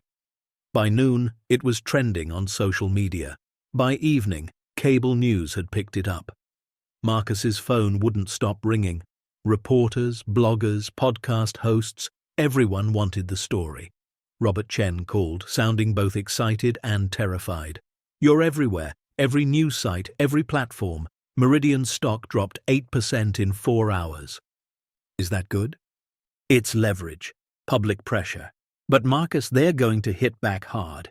I'm already getting calls from their legal team. They're threatening defamation suits against Rachel, against you, against me. Let them try. But Meridian didn't just try legal tactics. 2 days after the article published, Marcus came home to find his apartment had been broken into. Nothing was taken, but everything was searched. Drawers opened, papers scattered, his laptop moved. The message was clear. We can get to you any time we want. Lily found her room torn apart and broke down, crying, Dad, I'm scared. I want this to stop. Noah had nightmares that night, woke up screaming about men in suits taking them away. Marcus held his son and felt the full weight of what he'd started. He'd thought he could control this, manage the risks, but it was spiraling. The next morning, he got a call from the principal. Lily had gotten into a fight at school. Another student had called her dad a liar and a fraud, said her whole family was just trying to scam money from a respectable company. Lily had punched her. Marcus picked her up early. She sat in the passenger seat, knuckles bruised, eyes red. Everyone's talking about us, saying terrible things, saying you're making it all up. I'm not making anything up, sweetheart. I know, but it doesn't matter. People believe what they want to believe. She was right. The town was dividing. Some people supported Marcus, saw him as a whistleblower standing up to corporate greed, but others, especially those who worked for businesses connected to Meridian, saw him as a troublemaker threatening their livelihoods. Meridian had investments in Pinewood Ridge, contracts with local companies. If the corporation pulled out, jobs would disappear. The mayor called a town meeting. Marcus didn't want to go, but Robert Chen insisted. "You need to show your face. Let people see you're not some conspiracy theorist hiding in the shadows. You're a father, a neighbor, someone they know." The community center was packed. Marcus walked in with Lily and Noah, felt every eye turn toward them. Some looks were sympathetic. Most were suspicious or hostile. The mayor, a thin man named Douglas Harp, called the meeting to order. "We're here to discuss the situation involving the old observatory property and the recent allegations against Meridian Extraction." A man in the front row stood up immediately. "Allegations that are destroying this town's reputation. Meridian is threatening to pull their funding for the new school. Because of him." He pointed at Marcus. Another voice. "He bought that property knowing what he'd find. This is all about money. He's trying to get rich off a tragedy." Marcus stood up, legs shaking. "I bought that property because I needed to make rent. I had no idea what was hidden there. And this isn't about getting rich. It's about truth. Dr. Edmund Price was threatened, stalked, and possibly murdered because he wouldn't give a corporation control over a discovery that should belong to everyone." "You have no proof he was murdered," someone shouted. "Just theories and old journals. I have contracts showing Meridian paid him $295 million for data he never delivered. I have journal entries documenting their threats. I have testimony from his colleagues. That's not theory, that's evidence." The room erupted in arguments, people shouting over each other. The mayor banged his gavel repeatedly. Finally, a woman in the back stood up. Marcus recognized her, Mrs. Ellen Rhodes, who ran the local library. Her voice cut through the chaos. "I remember when Dr. Price disappeared. I was in my 20s, working at the library. He used to come in, check out books on geology and mining. He was kind, quiet, and then one day he was just gone. The official story never sat right with me. Maybe, just maybe, Marcus Webb is telling the truth. And maybe we should care more about that than about Meridian's money." A few people nodded, but not enough. The mayor cleared his throat. "Mr. Webb, I appreciate your position, but you need to understand that your actions have consequences for all of us. Meridian has been a good partner to this community. I'm asking you, for everyone's sake, to consider settling this quietly." Marcus felt the words like a punch. Even the mayor was against him. He looked at his kids sitting beside him and saw fear in their eyes, saw the cost of his choices written on their faces. He almost gave in right there, almost said he'd take Meridian's money and disappear. But then Lily reached over and squeezed his hand, and he remembered why he was doing this. "I can't do that, Mayor. I'm sorry, but some things matter more than money or convenience. The truth matters. Justice matters. And if Dr. Price died protecting that truth, then I owe it to him and to my kids to finish what he started." The meeting ended badly. People left angry, divided. As Marcus walked to his car, a man approached him. Late 50s, wearing a Meridian Extraction jacket. "You're making a mistake, Webb. A big one. And you're going to regret it." "Is that another threat?" The man smiled coldly. "Just friendly advice. From someone who knows how this company operates. They don't lose. Ever." That night, Marcus couldn't sleep. He sat at the kitchen table, reading and rereading Edmund Price's journal and thinking about Sarah, wondering what she would do. Around 2 a.m., he went to the closet where he'd boxed up her things, stuff he couldn't bring himself to give away. He pulled out her journals, the ones she'd kept during her illness.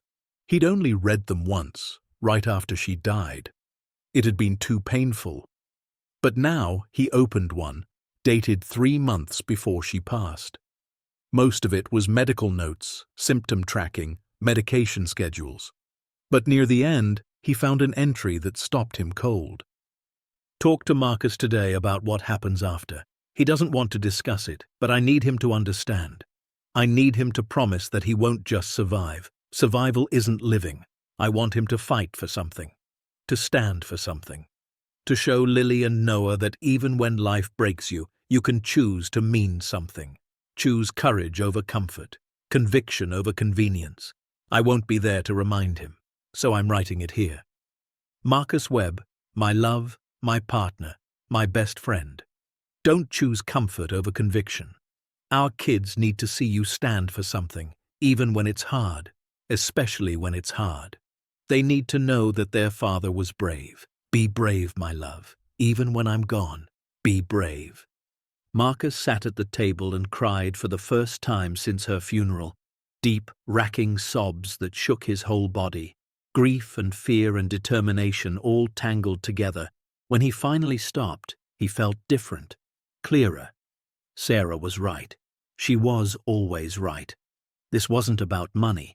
It was about being someone his kids could be proud of. The next morning brought unexpected support. Rachel Torres published a follow-up article. This time, she'd found 3 other scientists who'd worked with or around Meridian. All 3 told similar stories. Pressure to hand over research, threats when they refused, careers destroyed when they went public. One scientist, Dr. Amanda Reeves, had her lab funding pulled and her reputation smeared after she refused to sign over mining data from her oceanic research. Meridian has a pattern, Rachel wrote. For 40 years they've built their empire on other people's discoveries, using intimidation, legal threats, and possibly violence to take what they want. The Edmund Price case isn't an outlier, it's their business model. The article struck a nerve. Environmental groups reached out to Marcus, offering support. Space ethics coalitions, organizations he'd never heard of, sent letters backing his claim. A law firm in New York, one that specialized in corporate accountability, contacted Robert Chen. They wanted to join the case pro bono. Why would they do that? Marcus asked. Robert grinned.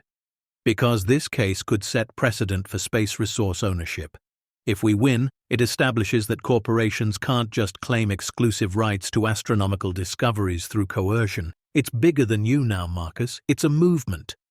Social media exploded with support. #Justice for Dr. Price started trending. People who'd never heard of Edmund Price or asteroid mining were suddenly invested in the story. Marcus received hundreds of messages. Some from scientists offering technical support, some from lawyers volunteering research help, some just from regular people saying they believed him, they were rooting for him. But not everyone was supportive. Marcus also received death threats, crude, angry messages telling him to drop the case or else. Someone spray-painted liar across his car. Noah came home from school crying because kids had pushed him and called his dad a thief. The breaking point came on a Thursday night. Marcus was at the observatory, documenting more of the control room for the legal team when his security system alerted. Someone was on the property. He pulled up the camera feed on his phone and saw 3 men in dark clothes approaching the main building. They weren't trying to hide. They walked straight to the entrance. Marcus called 911, then Robert Chen. Someone's breaking into the observatory, professionals by the look of them. Get out of there now! But Marcus was already moving, grabbing his phone and the backup drive he'd been using. He slipped out a side door just as he heard the front entrance being forced open. He ran through the woods, heart pounding, until he reached his truck hidden down the access road. He drove straight to the police station. The sheriff, a man named Bill Murphy, took the report but seemed skeptical. You sure they were breaking in? Maybe they were just curious. Property's been in the news a lot. They forced the door. I have it on camera. I'll send a unit to check it out. By the time the police arrived at the observatory, the men were gone. But they'd left damage. The control room door had been damaged, though not breached. Equipment had been moved, cameras disabled. The message was clear. We can get to your evidence any time we want. Robert Chen was furious.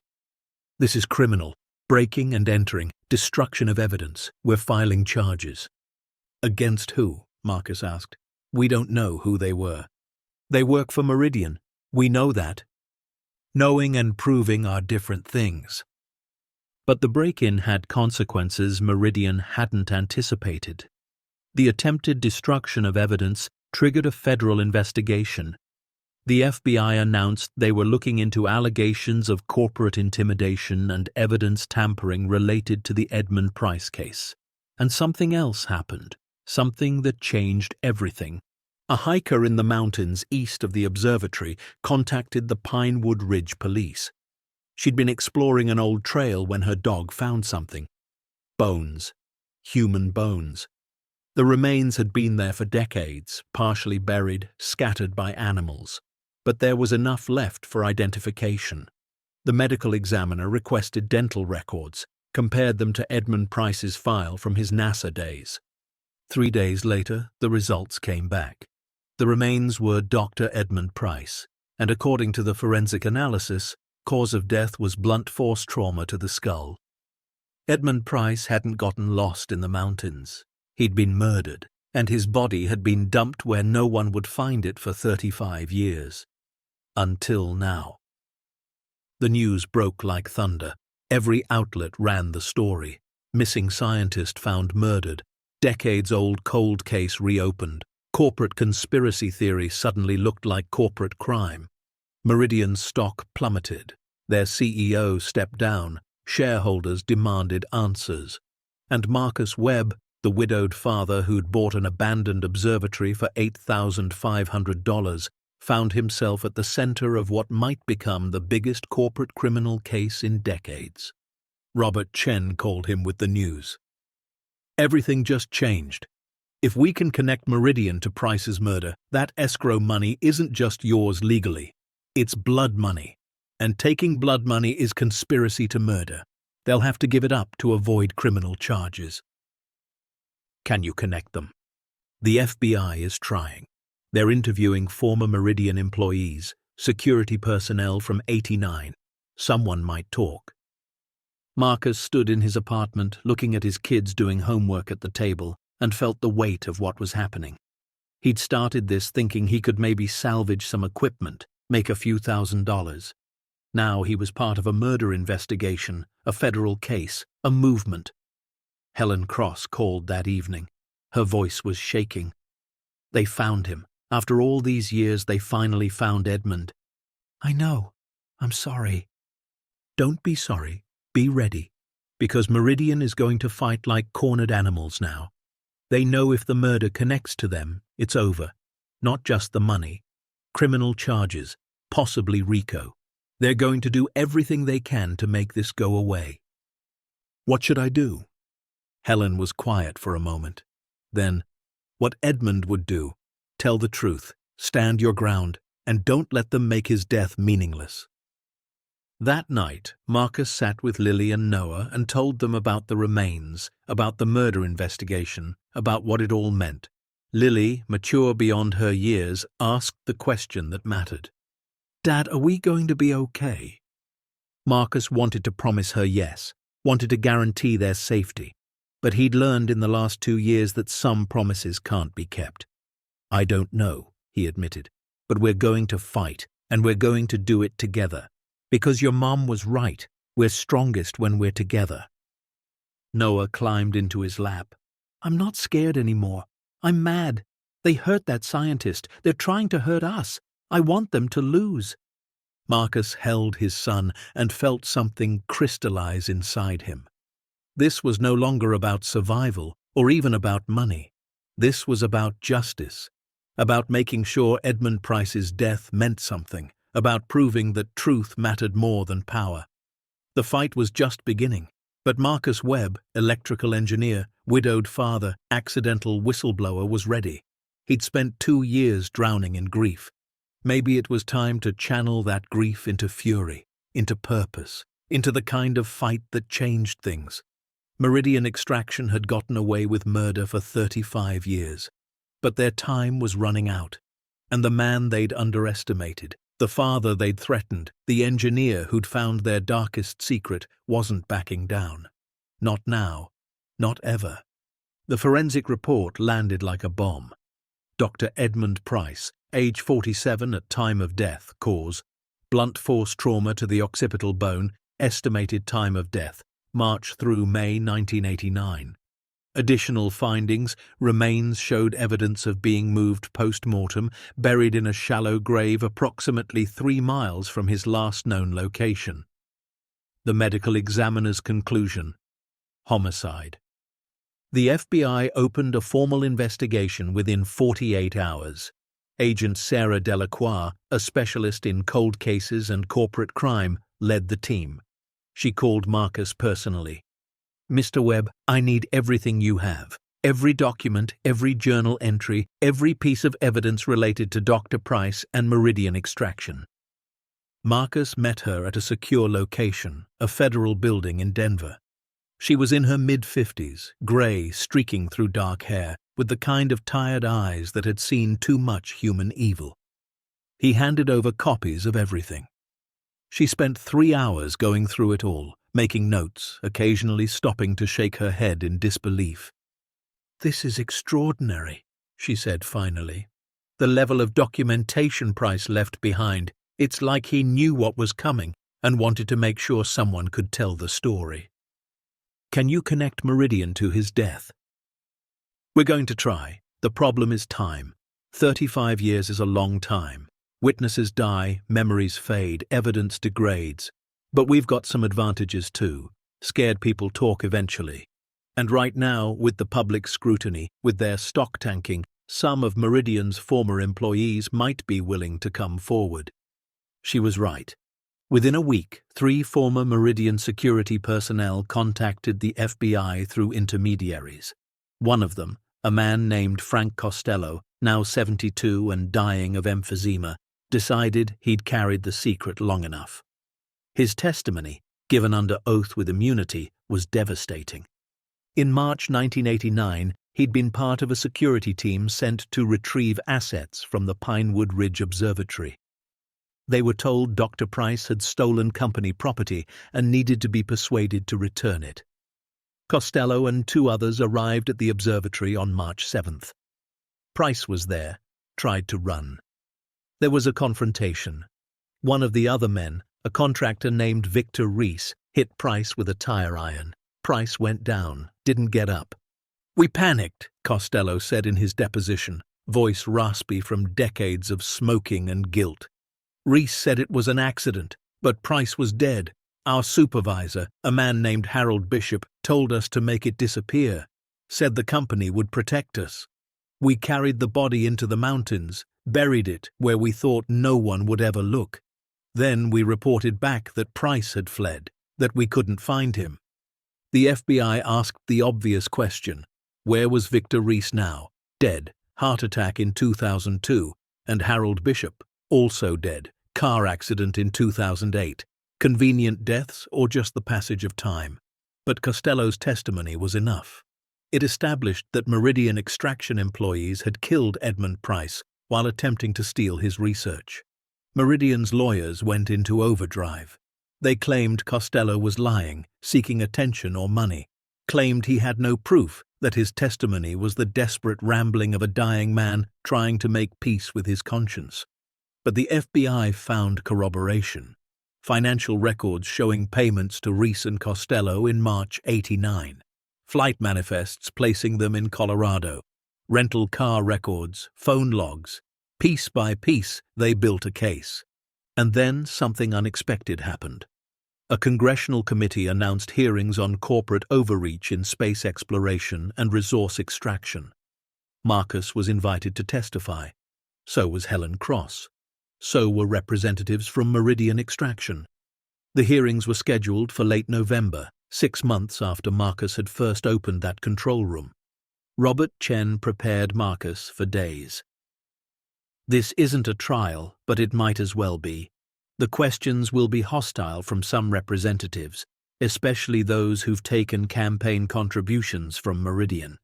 But others will be on your side. Stick to the facts. Tell the truth. Let your story speak for itself. The night before the hearing, Marcus couldn't sleep. He lay in bed thinking about Edmund Price, about Sarah, about the impossible chain of events that had led him to this moment. A widowed electrician about to testify before Congress. It felt surreal. Lily knocked on his door around midnight. "Can't sleep either?" "No." She climbed into bed beside him, like she used to when she was little and had nightmares. They lay in the dark, listening to the quiet sounds of the apartment. "Dad, what if they don't believe you?" "Then we tried. That's all we can do." "Are you scared?" Marcus thought about lying, about being the strong parent who had all the answers, but Lily deserved better. "Terrified." "Me too, but I'm also proud. Mom would be proud too." The hearing room was intimidating. High ceilings, marble columns, rows of seats filled with journalists and observers. Marcus sat at a long table facing the committee, microphone in front of him, cameras pointed at his face. He'd worn his only suit, bought for Sarah's funeral, and not worn since. It didn't fit quite right anymore. The committee chairman, a senator from Massachusetts named Richard Holland, called the hearing to order. "We are here today to examine allegations of corporate intimidation, theft of intellectual property, and possible homicide related to asteroid research conducted by the late Dr. Edmund Price. Mr. Webb, you've been asked to provide testimony. Please begin." Marcus took a breath and told the story. All of it. Buying the observatory, finding the control room, discovering the contracts and journals, learning about Meridian's threats. He spoke clearly, simply, the way Robert had coached him. Just the facts, just the truth. When he finished, the questions began. A senator from Texas, clearly sympathetic to Meridian, attacked first. "Mr. Webb, isn't it true that you purchased this property specifically because you'd researched its history and knew what might be hidden there?" "No, sir. I bought it because it was cheap and I thought I could salvage equipment to sell. I had no idea what was underneath." "But you're now claiming rights to $295 million. That's quite a windfall for an $8,000 investment." "I'm claiming what legally belongs to Dr. Price's estate, which I may have inherited as the property owner. But this was never about the money. It's about justice for a man who was murdered trying to protect his research." "Alleged murder. The case hasn't been proven." "With respect, Senator, the FBI has testimony from one of the men who buried his body. I'd say that's pretty substantial proof." The room stirred. The senator looked flustered. Senator Holland intervened. "Let's hear from Dr. Cross. Dr. Cross, you worked with Dr. Price. Can you speak to his state of mind in the months before his disappearance?" Helen took the microphone, hands steady despite her age. "Edmund Price was a brilliant scientist and a careful man. In the months before his death, he was terrified. He documented Meridian's threats meticulously because he knew something might happen to him. He knew, and he tried to protect the truth. I failed him by staying silent for 35 years. I won't fail him now." Her testimony was powerful, emotional. Several committee members looked moved. Meridian's representatives testified next. The new CEO, a woman named Catherine Marsh, who'd taken over after the previous CEO resigned, tried to distance the current company from past actions. "Meridian Extraction deeply regrets any improper conduct that may have occurred under previous leadership. We are cooperating fully with the FBI investigation, but we maintain that the escrow account represents a legitimate business transaction and the funds rightfully belong to the company as the contracted recipient." Senator Holland raised an eyebrow. "Even though Dr. Price never provided the data you paid for, even though your employees may have murdered him to try to steal it?" "That's a matter for the courts to decide, Senator." The hearings lasted 3 days. By the end, public opinion had swung decisively against Meridian. Their stock dropped another 15%. Major investors pulled out, and perhaps most significantly, the Senate committee recommended new legislation to regulate corporate access to space resources. They were calling it the Dr. Price Act. It would establish that scientific discoveries related to astronomical bodies could not be exclusively privatized through coercion or intimidation. Researchers would have protections, whistleblower status, if they reported corporate threats. Marcus watched from the gallery as the recommendation was announced and felt something loosen in his chest. Edmund Price's death would mean something. The law would carry his name. His legacy would be protection for future scientists. But the legal battle over the money was far from over. Meridian filed motions to dismiss Marcus's claim to the escrow account. Robert Chen and his expanded legal team filed counter motions. Depositions were scheduled, expert witnesses hired. It looked like the case could drag on for years, bleeding Marcus dry in legal fees even with pro bono help. And then, quietly, Meridian's lawyers reached out. They wanted to negotiate. The meeting was held in a neutral conference room in Chicago. Marcus, Robert, and 2 other lawyers on one side. Catherine Marsh, 3 Meridian attorneys, and a crisis management consultant on the other. Marsh opened the conversation. Let's be frank, this case has become a public relations nightmare for Meridian.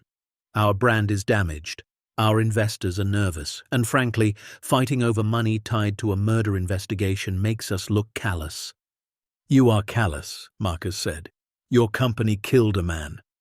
Employees who are now dead acted improperly. The current leadership had nothing to do with those actions. But you're still trying to keep the money they killed for. Marsh was quiet for a moment. Then, what would it take to end this? What do you want, Mr. Webb? Marcus glanced at Robert, who nodded. They'd prepared for this. Full access to the escrow account, all of it, with accumulated interest, plus an agreement to release all of Dr. Price's research data to the scientific community.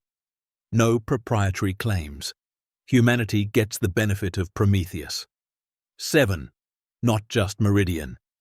One of Meridian's lawyers scoffed. That's completely unreasonable. You're asking for over $400 million and our withdrawal from a lucrative field. I'm asking for justice, and if you don't agree, we'll see you in court, where a jury will hear all about how your company murdered a scientist, buried his body, and tried to steal his life's work. How do you think that plays out? Marsh held up a hand to silence her lawyer. What else? A public apology, acknowledgement of what happened to Dr. Price, and funding for a memorial foundation in his name to support ethical space research. How much funding? Robert spoke up. $50 million as seed money for the Dr. Edmund Price Memorial Foundation. The room went silent. Meridian's team huddled, whispered. Finally, Marsh turned back. We need to discuss internally. Give us 48 hours. Marcus spent those 2 days in agony, pacing his apartment, unable to focus on anything. Lily and Noah could sense his tension. What if they say no? Lily asked. Then we fight in court. It might take years. But we'd win eventually, right? Maybe. Probably.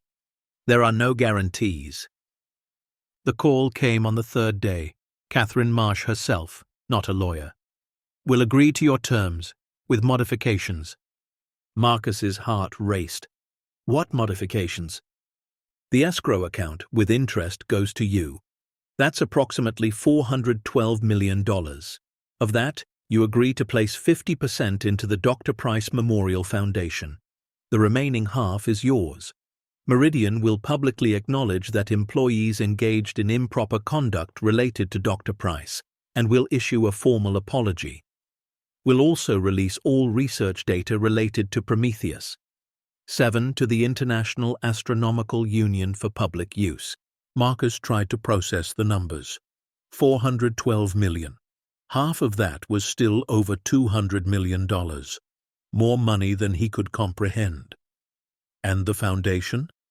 We'll contribute an additional $25 million as seed funding, not the $50 you requested. And we require that all parties sign a comprehensive settlement agreement releasing Meridian from further liability. Marcus looked at Robert, who was already making notes. We need to see the full terms in writing. You'll have them by end of day. Mr. Webb, this is a good offer. Better than you'd get in court, and you'd get it now, not 5 years from now. I'd advise you to take it seriously." After she hung up, Marcus sat in stunned silence. Robert was grinning. "She's right. This is better than we hoped for. 200 million to you, 200 million to the foundation, and Meridian's public admission. Edmund Price's research goes public. It's everything we wanted. Except justice. The people who killed him are dead.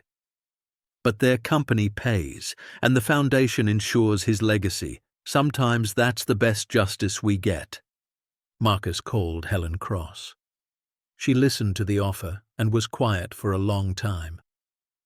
"Take it," she finally said. "Edmund wouldn't want you to spend years in court. He'd want his research released. He'd want future scientists protected, and he'd want you to take care of your children. This does all of that. You're sure?" "I'm sure. Edmund was my friend. I loved him, and I think this settlement honors him better than any verdict could." That night, Marcus gathered Lily and Noah. "I need to tell you something. The case is settling. Meridian is paying us a lot of money." "How much?" Noah asked. "Enough that we'll never have to worry about money again. Enough for college, for a house, for everything." Lily's eyes widened. "We're rich?" "We're going to be okay," Marcus corrected. "There's a difference." He explained about the foundation, about half the money going to support other scientists, about Edmund Price's research being released. Noah seemed disappointed it wasn't all theirs, but Lily understood. "It's the right thing to do. Mom would approve." The settlement agreement was signed 3 weeks later. The wire transfer hit Marcus's account on a Tuesday morning. He logged into his banking app and stared at the number. $206,400,000, more than he'd make in 1,000 lifetimes. He sat at his kitchen table and cried, not from happiness exactly, but from overwhelming relief. They'd made it. They'd survived. The public announcement came that afternoon. Meridian Extraction issued a statement acknowledging that former employees had engaged in improper conduct related to Dr. Edmund Price's research and death. They expressed regret for the family and the scientific community, announced the settlement and the foundation funding, and committed to releasing all Prometheus 7 data to public access. Marcus's name was mentioned as the property owner who'd uncovered the truth and fought for justice. The response was overwhelming. News outlets called it vindication, victory, justice delayed but finally delivered. Social media exploded with congratulations. Thousands of messages poured in. Marcus didn't read most of them. He was too busy trying to understand what this meant for their lives. He paid off every debt first, the back rent, the credit cards, the medical bills still lingering from Sarah's treatment. Watching those balances hit zero felt surreal. Then he bought a house. Not a mansion, nothing ostentatious, just a solid 4-bedroom on the outskirts of Pinewood Ridge with a big yard and a garage he could turn into a workshop. Lily got her own room for the first time in years. Noah got a room big enough for his toys and a desk for homework. But the biggest change came at the observatory. With funding from the foundation, Marcus began restoration. He hired contractors to repair the dome, restore the buildings, upgrade the facilities. The control room became the centerpiece of a museum dedicated to Edmund Price's life and work. Visitors could see the original journals, the contracts, the equipment, could learn about the conspiracy and the courage of one scientist who'd stood against corporate greed. Marcus hired Helen Cross as the museum's first director. She accepted with tears in her eyes. 35 years I've waited to tell Edmund's story properly. Thank you for making this possible. The observatory opened to the public 6 months after the settlement. They called it the Dr. Edmund Price Memorial Observatory and Research Center. It wasn't just a museum. It was a working facility where young scientists could conduct research, where students could learn, where the legacy of ethical science could continue. The dedication ceremony drew hundreds, scientists from around the world, politicians, journalists, and ordinary people who'd followed the story. Marcus stood at the podium, Lily and Noah beside him, and looked out at the crowd. 2 years ago, I lost my wife to cancer.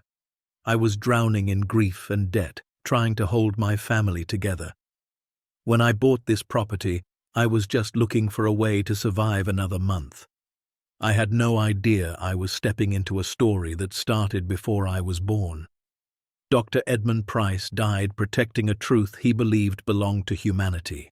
He was threatened, stalked, and murdered for refusing to surrender his principles, and for 35 years his killers thought they'd gotten away with it.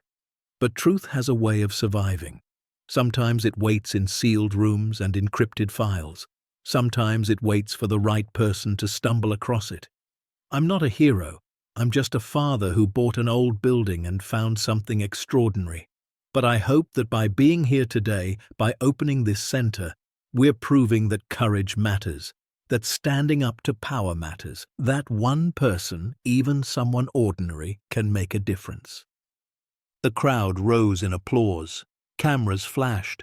Marcus felt Lily squeeze his hand and Noah lean against his side. Later, after the ceremony, after the speeches and tours and interviews, Marcus walked through the restored observatory alone.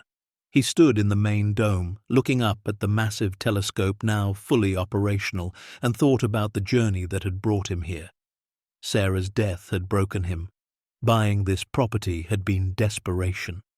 Finding the control room had been accident, but everything that came after, the choice to fight, to pursue truth, to risk everything for justice, that had been intentional, and it had changed him. He pulled out his phone and opened the photo album, found the picture of Sarah from their wedding day, smiling in her white dress. "We did it," he whispered. "I kept my promise. I didn't just survive. I stood for something. And the kids, God, you should see them. Lily's talking about studying law, wants to fight corporate corruption. Noah wants to be an astronomer, wants to study Prometheus. 7. They're going to be okay. We're going to be okay." 3 months later, Marcus received an invitation to the White House. Congress had passed the Dr. Price Act, and the president wanted to sign it with Marcus present. He brought Lily and Noah. They stood in the Oval Office, awkward and amazed, while the president spoke about ethical science and corporate accountability. After the signing, the president shook Marcus's hand. "You did something remarkable, Mr. Webb. You stood up when it would have been easier to stay quiet. That takes courage." "I just tried to do the right thing, Mr. President. That's all courage is, doing right when it's hard." Back in Pinewood Ridge, life found a new rhythm. Marcus ran the foundation, reviewing grant applications from scientists, supporting research projects, making sure Edmund Price's legacy funded the kind of ethical, open science he'd believed in. Lily thrived in school, her grades improving now that financial stress was gone. She joined the debate team, started volunteering at legal aid clinics. Noah bloomed too, his anxiety fading, his curiosity about space growing. The observatory became his second home. 1 year after the settlement, on the anniversary of finding the control room, Marcus stood at Sarah's grave. He'd bought her a new headstone, simple but beautiful, her name, her dates, and the words she'd written to him. "Choose courage over comfort." "I miss you every day," he said to the stone. "But I'm okay. The kids are okay. We're more than okay. You were right. Survival isn't living. So I stopped just surviving. I started fighting, started building, started meaning something. And I hope, you'd be proud." The wind rustled through the cemetery trees. Marcus felt a peace he hadn't known in years. He'd spent so long drowning in grief and fear, but somehow, through accident and courage and the ghost of a murdered scientist, he'd found purpose. Found himself. The money was extraordinary. The house was wonderful. But what really mattered was what he'd become. Not a victim of circumstance, not a man broken by loss, but a father who'd shown his children that truth mattered, that courage counted, that one person could make a difference. That evening, the whole family gathered at the observatory for a private viewing. Helen had arranged it, a chance to use the restored telescope to observe Prometheus. 7. The asteroid was making one of its periodic approaches to Earth, visible with the right equipment. They climbed to the dome as the sun set, painting the mountains gold and purple. Helen adjusted the telescope, made calculations, and smiled. "There, look." Marcus peered through the eyepiece, and there it was, a tiny point of light, unremarkable to the untrained eye, but carrying within it elements worth trillions, potential to transform human civilization, and the legacy of a scientist who died protecting it. "Can I see?" Noah asked. Marcus lifted his son up. "That little dot? That's Prometheus 7, the asteroid Dr. Price discovered, the one that started everything. It's small. The important things often are." Lily took her turn, then Helen. They stood together in the dome as night fell completely, 4 people bound by circumstance and choice, looking at a rock in space that had changed all their lives. "Edmund would love this," Helen said softly. "All of us here, using his equipment, sharing his discovery. This is what he wanted, not profit, not power, just wonder, just truth." Marcus put his arm around her shoulders. "We made it happen, together." That night, after everyone had gone home, Marcus sat alone in the control room. The space that had been sealed for 35 years was now part of a museum, visited by thousands. But tonight it was his. He opened Edmund Price's journal one more time, read the final entry. "If you're reading this and you're not me, then something went wrong." "Yeah," Marcus said to the empty room. "Something went wrong. They killed you, buried you in the mountains, thought they'd buried your truth too, but they were wrong. The truth survived, and now it's out there, changing the world, protecting scientists, inspiring kids. Your death wasn't meaningless, Dr. Price. It mattered. You mattered. And I promise, as long as I'm breathing, I'll make sure nobody forgets." He closed the journal and placed it carefully in its display case. Walked through the museum, past the exhibits telling Edmund's story, past the photos and documents and artifacts. Stopped at the wall where they'd mounted a plaque. It read, "Dr. Edmund Price, 1941 to 1989. Astrophysicist, visionary, martyr for truth. He chose courage over convenience, conviction over comfort, and paid the ultimate price. May we honor his memory by doing the same." Marcus Webb had bought a crumbling observatory for $8,500, thinking he'd make a quick profit and survive another month. Instead, he'd uncovered a conspiracy, solved a murder, fought a billion-dollar corporation, and transformed not just his life, but the future of space exploration. Anyone can change the world if they're brave enough to stand for truth, even when the cost is high and the odds are impossible. As Marcus locked the observatory and drove down the mountain toward home, toward his children sleeping safely in their own rooms, toward a future no longer defined by fear, he understood something fundamental. Courage wasn't about being unafraid. It was about being terrified and choosing to act anyway. Survival wasn't about just breathing. It was about meaning something. And legacy wasn't about how much money you left behind. It was about the truths you fought for, the lives you changed, the courage you inspired. Edmund Price had left behind that kind of legacy, and now so had Marcus Webb. The end. Up next, 2 more powerful stories that will move you. Click now to keep the journey going with us and hit subscribe if you believe truth is worth fighting for.